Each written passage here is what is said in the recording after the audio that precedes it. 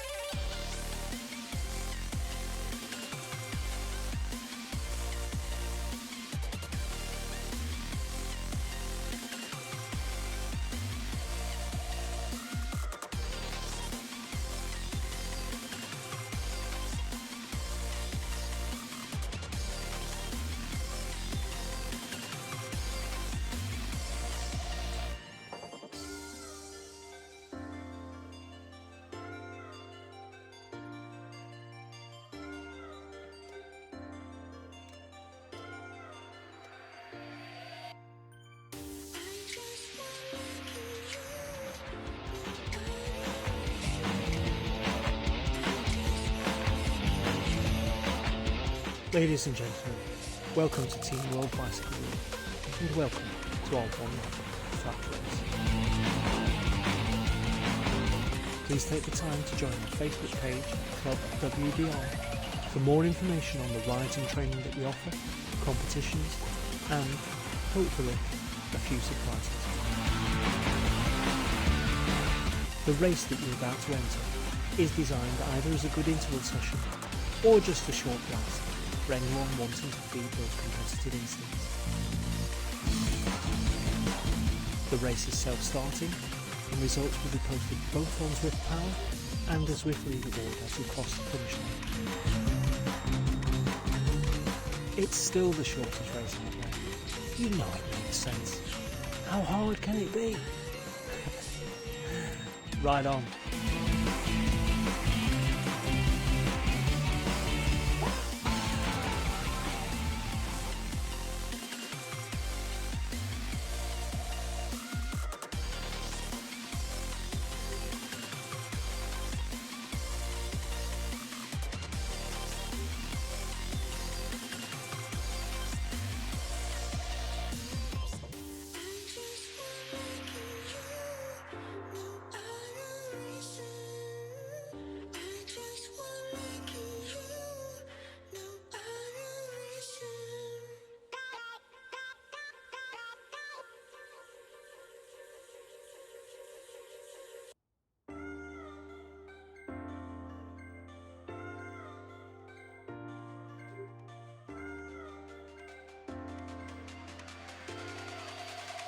Are you ready for phase one?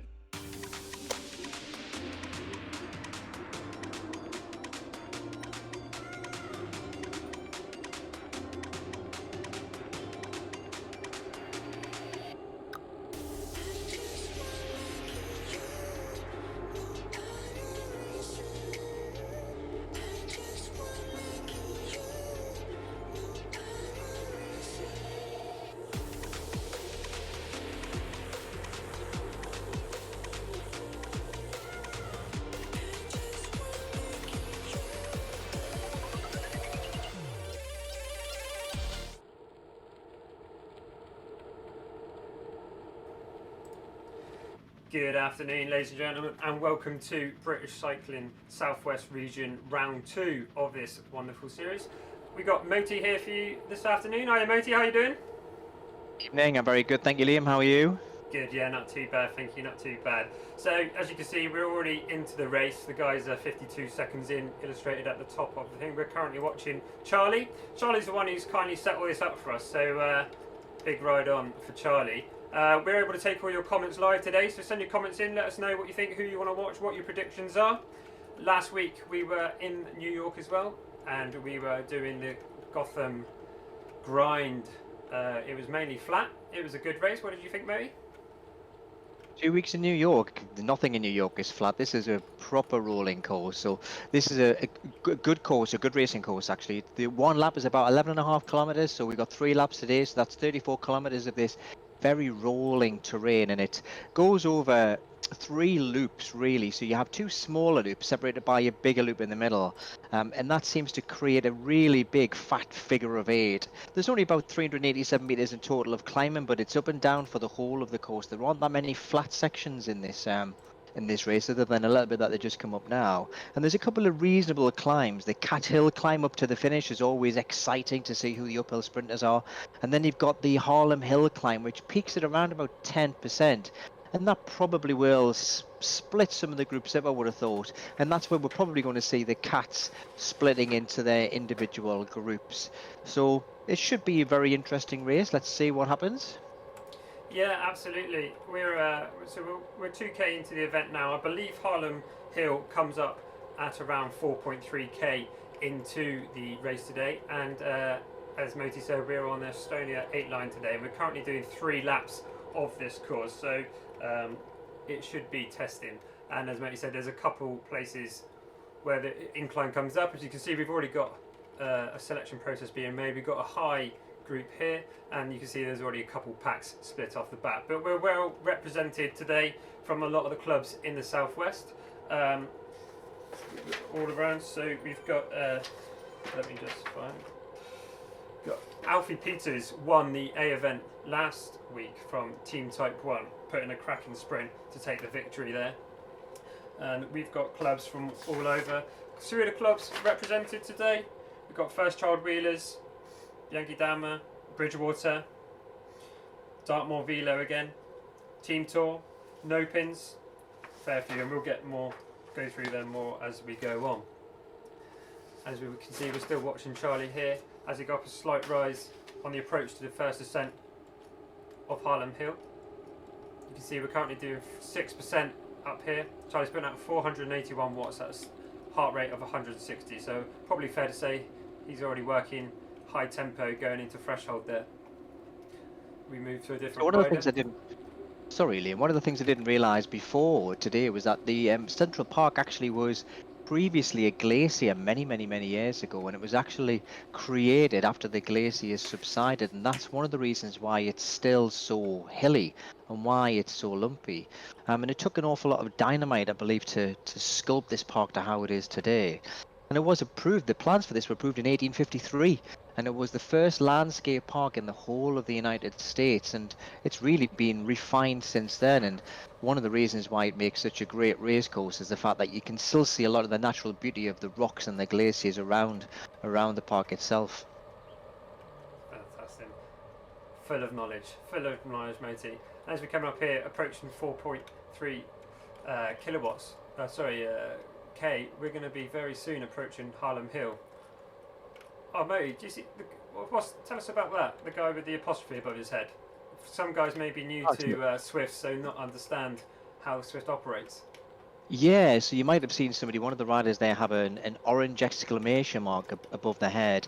This is kind of Zwift's way of indicating that the output of the power output of the rider probably is exceeding what they would expect for a rider of that standard on this course at that speed in this particular race, and it's generally due to their trainer being uncalibrated, or maybe deliberately, may I say so, uncalibrated trainers. But generally, it's a mistake. Somebody hasn't quite calibrated the trainer right, or maybe on a wheel-on trainer where it's reading the power output higher than what they probably actually are doing in real life. And often you'll see those riders right off the front. But Zwift tends to catch them out with the what they call the cone of shame. Absolutely. Swift is it will never replace outside, but as an alternative and a separate discipline, it's as close as we can get whilst we're all unfortunately on lockdown. And it's great to see innovation and the use of the platform for, like we're seeing here today, everyone coming together. You see, we've just gone up over Harlem Hill. Harlem Hill carries on for a fair few K, but as you can see, the pace is high up at the front, and we're splitting all over. So if we have a look up in the top right hand corner, we can see the mini map, and you'll be able to see that line of people all being dragged out. The red dots you can see at the top red corner are the A riders, and then the green are the B riders, C and the blue are the C cat riders. Here we have from the Pierian development team. There's a few of these guys out last week putting in some good performances. It's great to see a mix. We also have a youth out here. Would you believe it, Chris? And there's a young lad, 13 years old, out here mixing it up with the A category. A young lad from North Devon. I noticed that when I was looking at the teams today, astounding to kind of be at an A category standard already, just at the age of 13. So it'd be very interesting to see how Ruben does today and amongst the big boys. Yeah, it certainly should be. Now, as I can move it across, we'll have a look at Swift Power just to take in some of the data that's currently taking place. So as you see here illustrated, you can see under the average, you can see what they're currently putting out. This has all come from Swift Power, so you can see that there's a lot of riders up the front here, all already get up the top end of 4 watts per kilogram to 5 watts per kilogram, which is showing us that the pace is absolutely furious on the front. That's a normal start, isn't it, for a Zwift race? And with these kind of hills coming in, we will see this first lap, I would have thought, quite a lot of pushing going on, just to try and settle down where they are, find out where the natural groups are. But I'm fairly sure that when we come into lap 2, it will settle down a little bit as the natural groups form and people start to plan their strategy for lap 3 to where they're going to attack. Absolutely. We got some comments coming in. Hayden James thinks that Cat Hill is going to be where all the damage is done. So Cat Hill's the one that leads up to the start finish. So that's where it will be a slight uphill finish. I'm right in thinking that, Moti? Yep, that's dead right. So it's an uphill finish. So this kind of very much favours the punchers of the kind of the peloton, who are really good at that kind of very short burst up the hill. They can really power up the hills and get up to the top. Put them on something longer and they start to die off, but put them on short and snappy like that, and you'll really kind of see those who can put up that 12.8, up to 14 point whatever watts per kilogram. Those are the ones who we want to be watching for on that uphill finish. And as you can see here, watching Gary Chambers now, a local tester from the southwest. Nice to see him out here for Navy Cycling. As you can see, so Moti, just for the people that maybe don't know about Zwift, just navigate us around the screen with what we can see, with the metrics, etc., and explain what we're seeing here. Yeah, so with Zwift is a kind of really is a bit of a combination of a training tool and a game, and there's several different components to the screen. So obviously in the main screen you have the ride itself, and there are several different cameras of which you can view the ride from first person perspective, where you can actually see it from the rider's eyes, following the rider, behind the rider.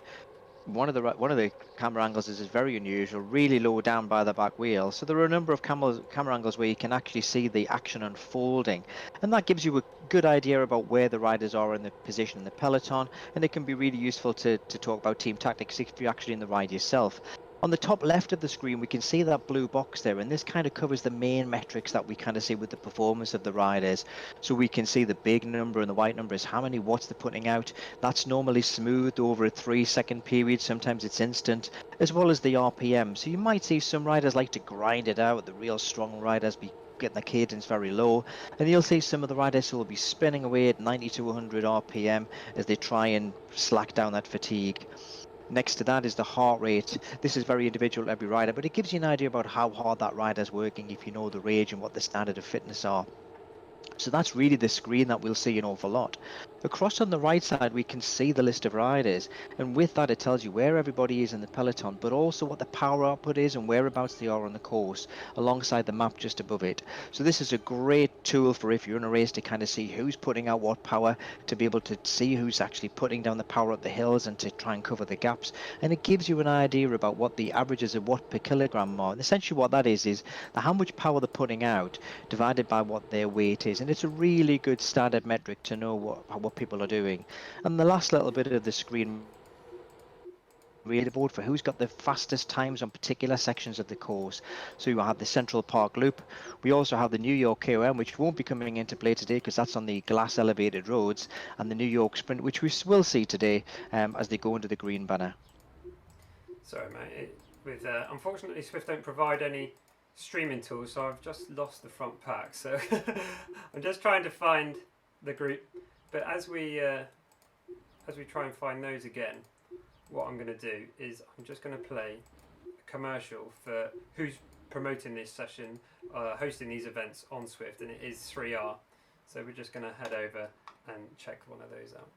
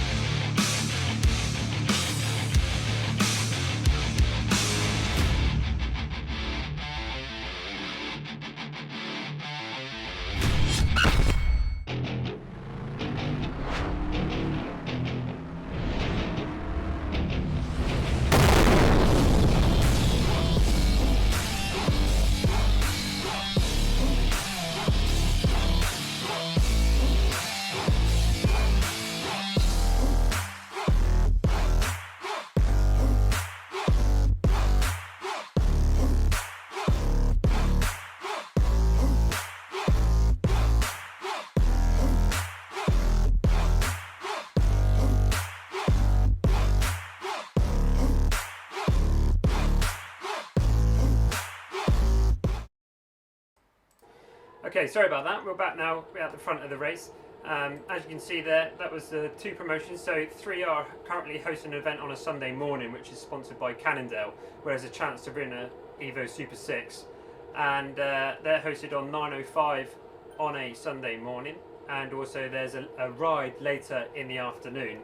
3R host races and rides all throughout the day, every day, so it's worth checking out their Facebook page. That's Team 3R on Facebook.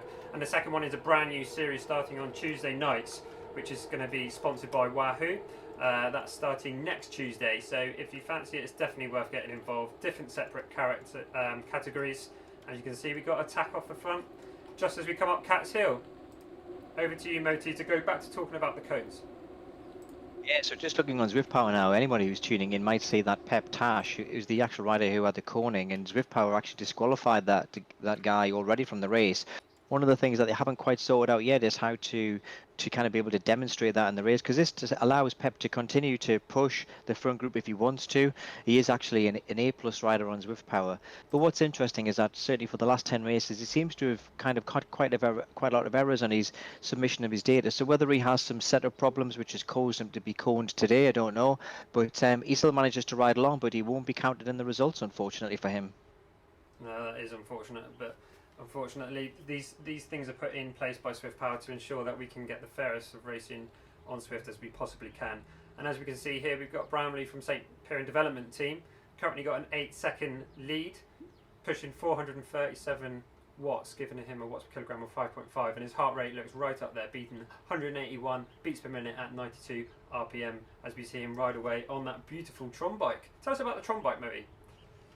The Tron bike is one of the bikes that you have to earn in Zwift, and it's a bike. It's an unusual. It's a concept bike, and you can see how the wheels glow, and you've got the opportunity to change the color of your wheels. And essentially, how you earn it is by climbing an awful lot in Zwift. It's part of the Everest challenge, and a lot of riders think that when they get to the top of Everest, that's it. They've got the Tron, but oh no, there's an awful long way to go from that. So you've got to continue to climb and climb and climb and climb, and eventually you're rewarded with the Tron concept bike. For a lot of time, this was considered as the holy grail of bikes in Zwift, and it was the fastest racing bike that you could get.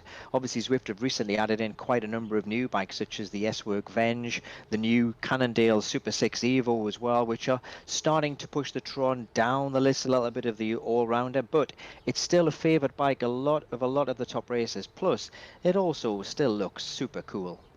Absolutely.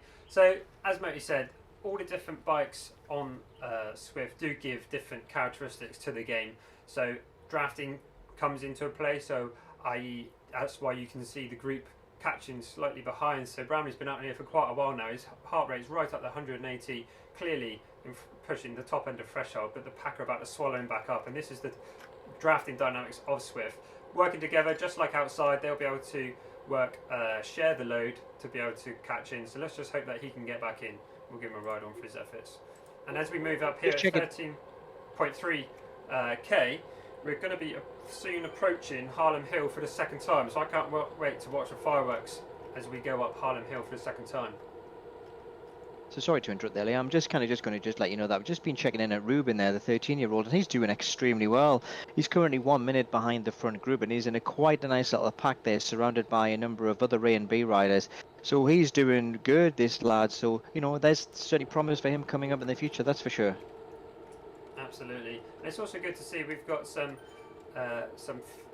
good quality females in the race today. I'm not sure if you'll be able to check out on Zwift Power whereabouts and how they're doing for us, Moti. But as we're on approach here, we're about a K out from Harlem Hill now for the second time. So we should see fireworks going up there, and where we're probably going to see this selection group be whittled down even more. Let's just have a look. So we've still got some B riders up here. Now the B riders still in this group. They tread a very fine line, because on Zwift Power and on Zwift we're split into categories. There isn't a point scoring system on Zwift, although the demand for that is high. We are done on watts per kilogram, and as we can see, we're just coming up Harlem Hill here for a second time. So looking at the ladies in the peloton, there's a number of ladies there. The lady who's kind of currently highest up the list at the moment is Emma, and Emma is actually Where is he? I've just lost her there. Yeah, Emma Cockcroft, who rides for Bianchi Dam, and she is currently doing very well with the British riders. There is actually one foreign, Andrea Rami Fregoso from, I think she may well be from Italy, by the looks of things. Who's actually right over there in the front pack, who doesn't ride for a team, so she'll be an interesting one to watch. But certainly Emma seems to be the top lady from our home countries, closely followed by Ruth Babbage, and they seem to be in the second group, closely following this front group of 37 riders, as you say, with about 3 or 4 B riders still in there. Yeah, Emma's definitely a local girl. She's from Exeter and races for Bianchi, like you say. She's known rather well throughout the southwest from the scene. As you can see, going up over the top of Harlem Hill, it is completely stretched out. We've got Alfie Peters on the front pushing currently, and as you can see, we are dropping a few off the back, strung out like a snake. And that's what we find on Swift when someone pushes the front and the pace goes super high. It will just stretch out, and it's like elastic just outside in real life. And people will, if they're off the back, they won't get back on, that's for sure.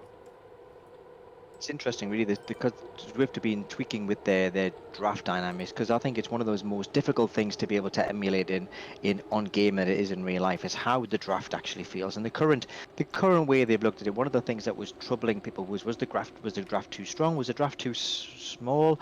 Was this something called a sticky draft, where if you're sitting behind a rider, you can't push past them without really putting down some serious wattage? And that's always a problem if you're hanging off the back of the group and there's a rider in front of you and there's a gap creating. That can cause you to drop right off. And when they're pushing 6.3 up this hill at the moment, trying to get that gap closed again after you finish the hill is very difficult, and this is where we see these natural splits occur. Absolutely, we got a attack off the front here from, looks like Team Tour pushing the pace at the front. And I'm just seeing it does look like, and we've now just come back to, so we're on Blake Pond now. Blake Pond is a popular racer in the southwest. Used to race a long time ago, and unfortunately had a spate of illness through injury and was out the scene for a while. A very, very, very well-known tester, and it's great to see Blake recovering from injury.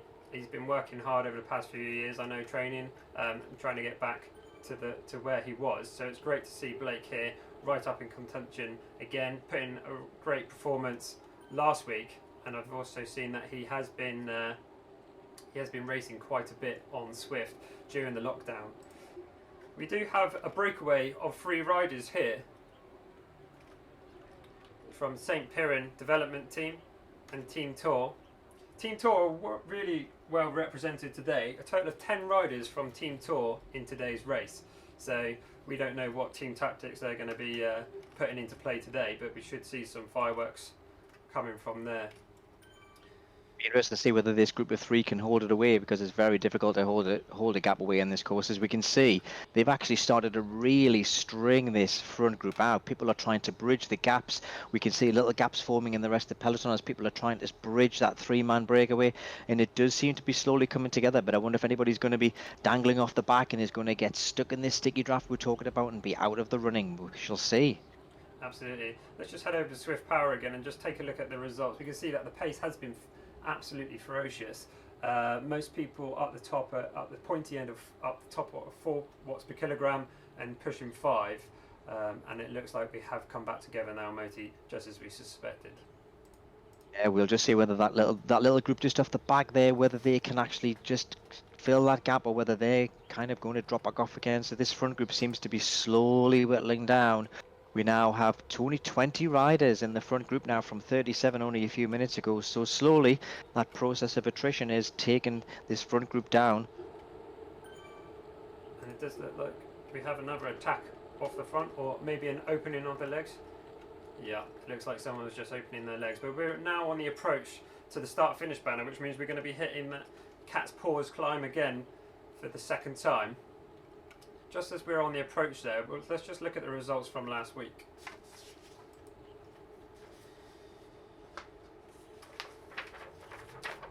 So we can see that Alfie Peters won the A category, followed by Vitus Pro Team, Josh Cray, Ala James and Blake Pond there in 5th.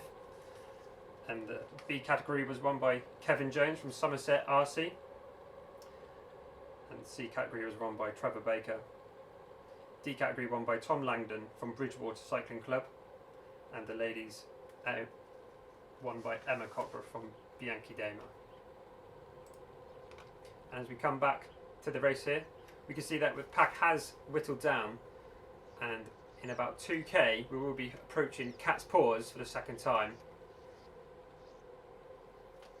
We can now start to see the real difference between the A and B riders now, Liam. So that front group is now whittled down to 26 riders, I think it is all together. And no longer do we have any B riders in that front group. It's now all a bunch of A's.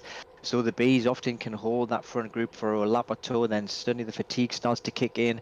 They start to lose some ground, and then they slowly drop back, except for the very, very top Bs. So at the minute, the front group is just all of the A's battling it out in A pluses, with the Bs closely behind, leading. Ben Warman, I think, is leading the Bs at the moment, and so he's doing very well. But the A's seem to be having it under control at the moment. Tor 2000 seem to have a good number in that front group, so they seem to be, whether they can control the pace, we shall see. Yeah, well represented today, certainly. And as we're coming up here to the, I believe this is the sprint section we're approaching now, Moti?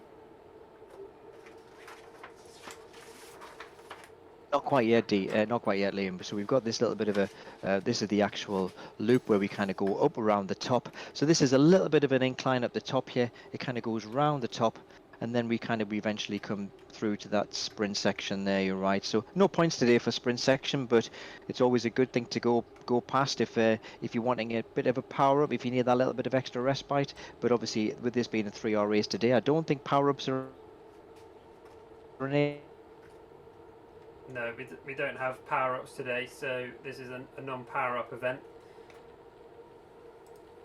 We're just having a message come through the chats from Richard Pascoe, who's the team manager for St Piran development team, and he's saying the idea behind the development team at St Piran is for young riders to learn their craft with a view to ride for the elite team. So it's great to see a local pro team bringing on those younger riders and giving them the opportunity for the development to potentially get a place in the main team. That's great to see, and great to see here on Swift.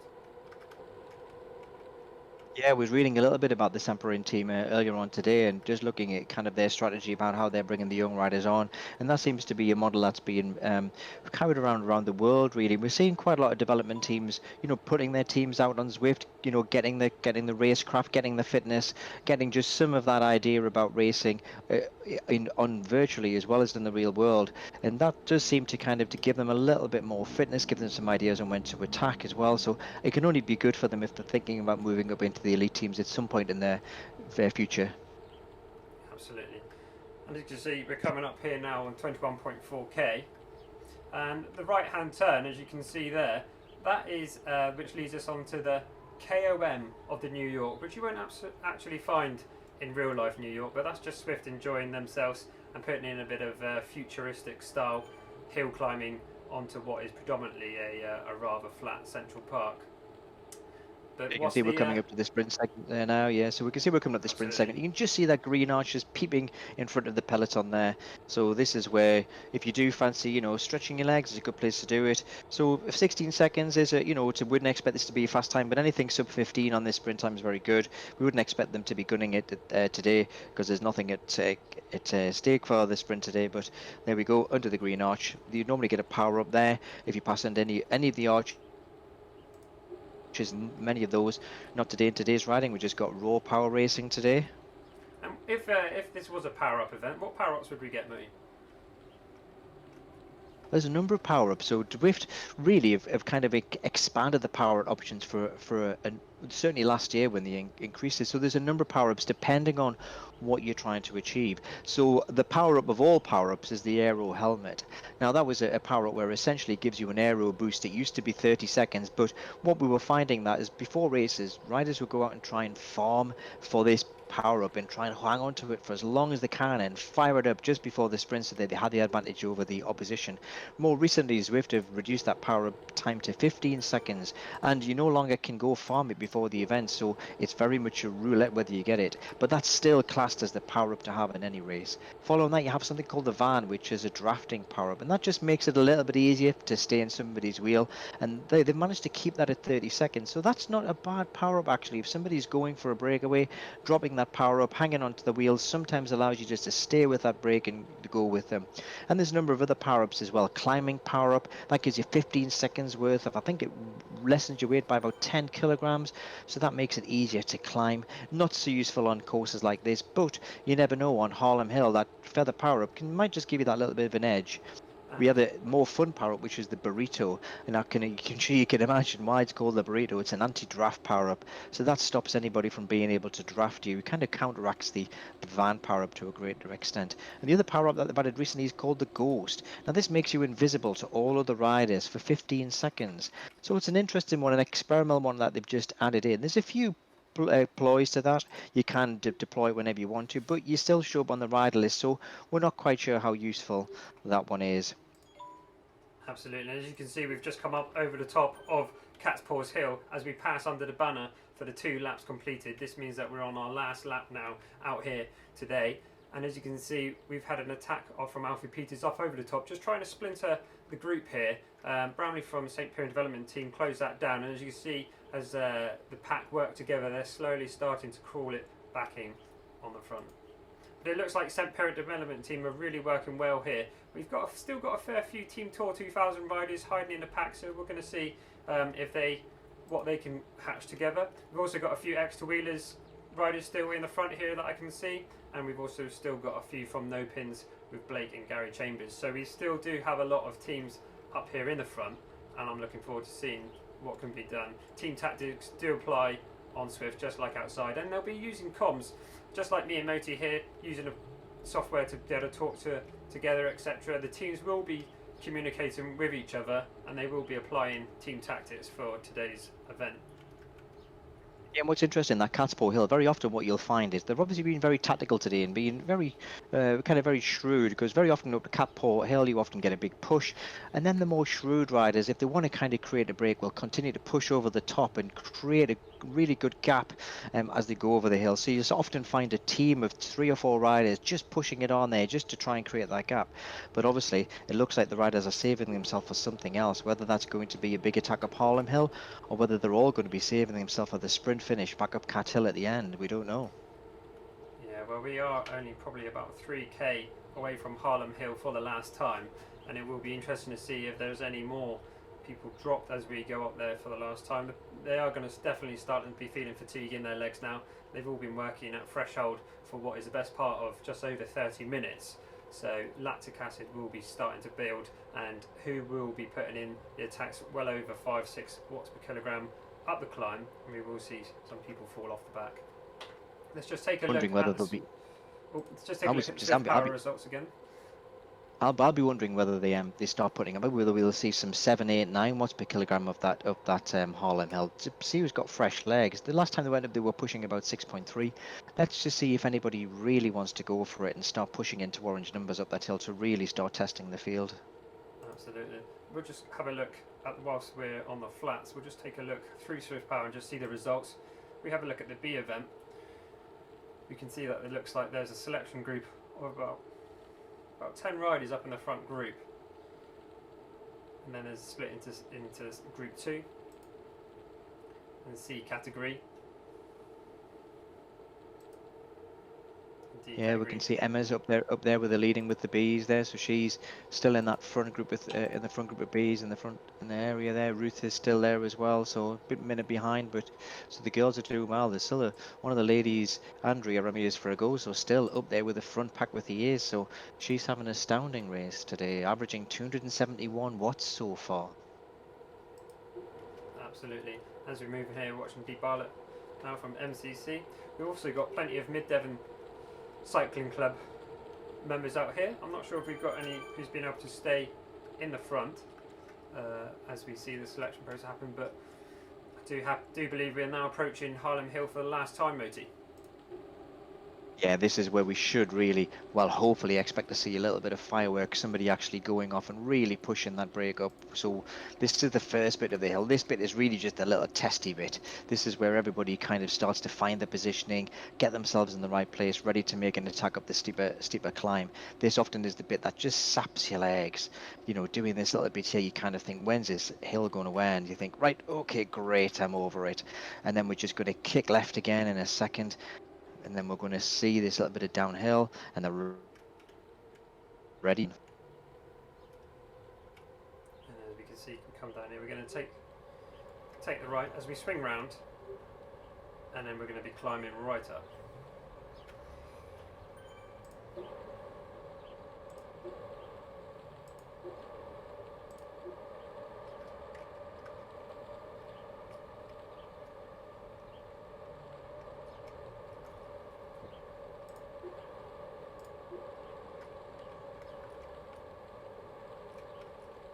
I love this race course, Liam. This is a great course to race on because you just never know who's going to attack when, and it's often a great place where you often see some surprise attacks being put up, little inclines. You'll kind of see the groups coming back together again. You never really know. There are classic places where people do attack, but you just see attacks from all over the place. Here we go up the hill a little bit now. Absolutely.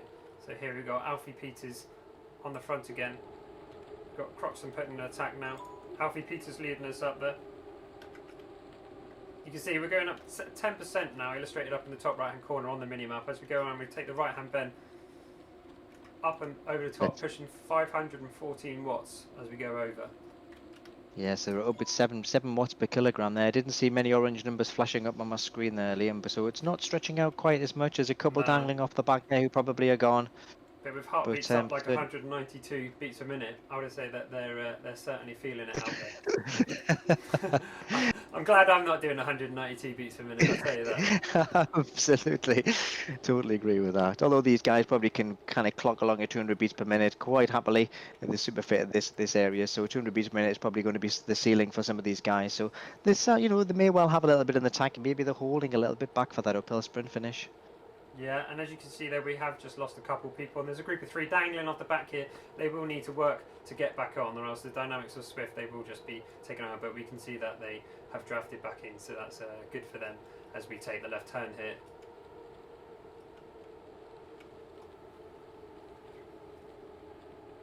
And as we can see, we're going to starting to get to these closing sections now. So we've got less than 6k to go before the finish, and so people will be starting to jockeying for where they want to be. People will be trying to get a little bit of recovery now, trying to get this a little bit lactic flushed out the legs. We might see the RPM starting to zip up to try and flush things out, get the legs prepared, ready for that sprint. So it'll be interesting to see if anybody starts ticking along at 100, 110 RPM along this little section here, just to try and get those legs loosened and cleared up, ready for the sprint at the end. Absolutely. And as we just see, just try and find some. How many have we got in the front here, Marmoti, on the data? It doesn't look a lot. Currently I can see there's 17 in the front pack according to Swiftbar. Probably needs to be updated a little bit at the moment, but certainly as we can see, as every lap's gone on, how we've whittled this front group down bit by bit to we now have this is probably going to be the finishing group. I would have thought. I would be very surprised if we see any more attacks now before the finish. I think most of the riders here will want just to save that legs and back their sprint for that uphill sprint. Well, we do have Gary Chambers, a true time trialist, just slightly off the front here, just stretching his legs at 5.6 watts per kilogram, with everyone just happy to sit in behind. So it'd be interesting to see if he is working for his old teammate Blake. Maybe they've got a unofficial agreement, but we're going to see as we come and approach. We're heading towards our sprint now. Fair few K out yet. We got about 3K, but we've just got undulating roads. This is the main part of Australia 8 line. It is a rolling course. Next week we're looking forward to Crit City Dolphin. Is that right? Downward Dolphin? What's it called, mate? It's a downtown Dolphin, yeah. Which is there's only two ways around the Crit City course. So it's a 2 kilometer. And it's really interesting for such a short course, which has got very little elevation, how the direction that you travel in, the direction that you ride in, it gives you a very, very different experience. So yeah, downtown Dolphin is essentially mainly flat with one little kicker up to the little mini KOM they've got, which is only a very, very short cobble section. But it's great to see that because it's fast, it's furious, there's a huge amount of draft to be had, and that is where often the fireworks happen in that little kicker. Absolutely. It is an absolute furious course. I've raced it a couple times and there is just no place to rest. It's when you go through the middle section, when it's just constant bumping like you're going over a BMX course, it is the hurt. And like you say, it's not too much climbing. You can climb up to the what they call the KOM, but it's the right. Well, it depends where you're going around, the right hand or the left hand bend. But after about 16 to, I believe they're doing 19 laps, they'll definitely be feeling it next week.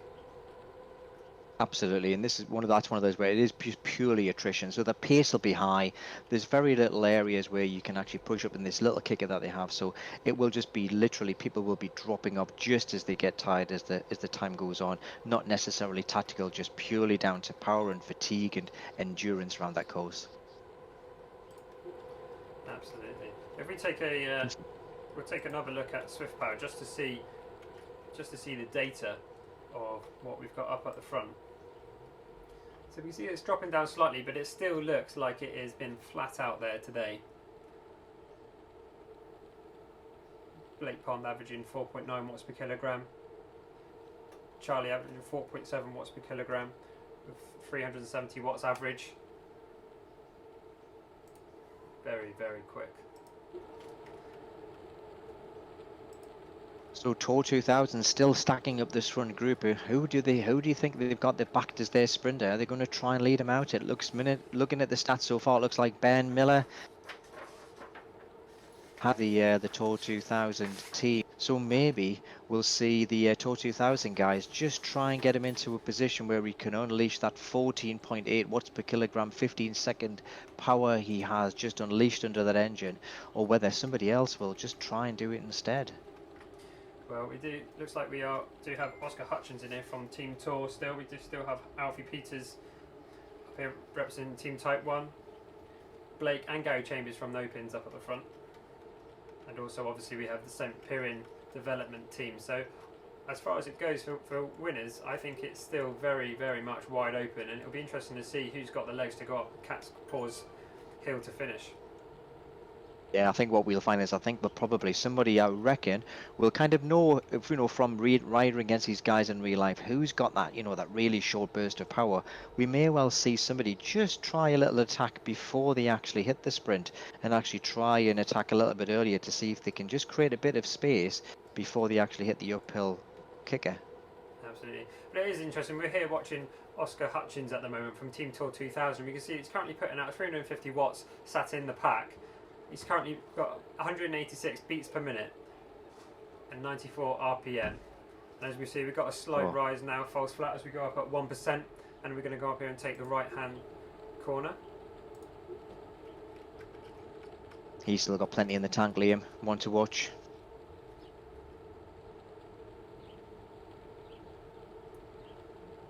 And I do So believe yeah, that front group's slowly whittling down, isn't it? Still hanging in there, but it's going to be a good finish.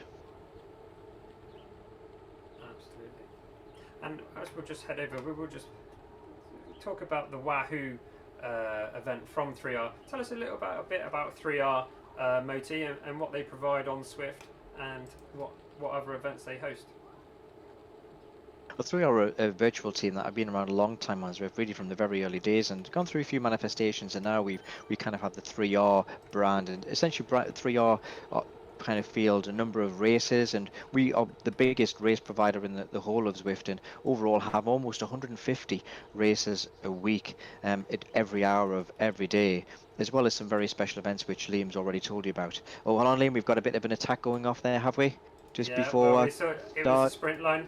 Gary Chambers going over the sprint line, taking the honours there. And it looks like we do have a continuous attack now. We can see some orange numbers. St. Piran development team chasing down Gary Chambers, holding 7.1 kilo. So he's obviously decided that he is going to kick, and he's going to put some pain into the group, as we can see. We can just see that Gary has got a slight gap there. With St. Piran development team catching, and as you can see there is a couple falling off the pack, so it looks like Gary is hurting people there. He is. Oh, and what's interesting, look at this, Liam, they're actually starting to pass some slower riders. This could cause confusion in the pack. That always causes confusion when you're lapping. Yeah. But the pack have brought it back, so we're now coming up to this little transition phase. So maybe they were doing a job for their team, because they've dropped right off the front of the pack there, with this sprint coming up very, very shortly. Yeah, as you can see, on this event we do have it set so all the riders start together, and so if you get multiple options where you can either see your own category, so these guys at the front, which is obviously natural selection has taken course, which is just full of A riders, they would only see the other A riders. But the way that this course is set up today is that all riders started together, and as you can see, we've got another attack here at the moment. This is Miller going off the front, sprinting. Here we go. This is it. This is it, Liam. This is it. This is we coming to the finish. Who's going to take it? Alfie Peters is coming up on 16.3 watts per kilogram as we come up over the line. 1,100 watts over the sprint line. What a great finish. And if we go so as we thought, so people were just saving their legs for the sprint. Looks like Alfie Peter nipped it by just from Ben by the bit, and I thought I was backing Ben with his big power, but Alfie obviously just went that little bit earlier than Ben did and managed to kind of just sneak over the line before him with a very slightly stronger sprint as well. So that was a really good finish by Alfie. Absolutely, and his heart rate doesn't look like it's coming down too slow. We're just going to wait for the results to come in just to see if we can find any provisional results from Swift Power as they populate. But we will get you some confirmed results that come through. So as we can see, first place was Alfie Peters, second place was Ben Miller, third place Blake Pond, fourth place Charlie Mafool from St. Piran Development, and fifth Charlie Revel for Team Tour. So that is a great performance, and nice for Charlie to get there on the top five. Seeing as though he's the one who's kindly putting this all on and are doing all the logistics behind to put it on for the Southwest Moto. Yeah, no, it was a great race again, and it as we expected to really see. We saw that attrition of riders up the little banks, gaps being made, and to be fair, there was a few more gaps created on some of the flat sections that we thought we would. But that front group were pretty much tight all the way around. They stuck together, and we could see all the big names were in there right to the end. Playing tactics, slowing down a little bit, speeding up a little bit, then managing to explode that sprint. Alfie just managing to take it that little bit earlier and maintain that gap from Ben, who just couldn't chase him down. And as we can see, here's top rider for the ladies, Emma Cockcroft, just coming up over the line. She's going to put a sprint in as she comes in over the top, who she will happily take first lady. So thank you very much for joining us, Moti. It's been great to have you along. Yeah, it's been great. Thanks, Liam. We're at the Swift Cross City next week, so that would be a great one. And again, big thank you to Charlie for putting this on event. I think it is appreciated by everyone in the Southwest. It's all a bit of fun, and it gets us all socially racing against each other whilst we're all on lockdown. So thanks for tuning in, guys, and thanks for joining me, Moti. Great to see you as always. Yeah, you too, Liam. Take care, buddy. Catch you soon, guys.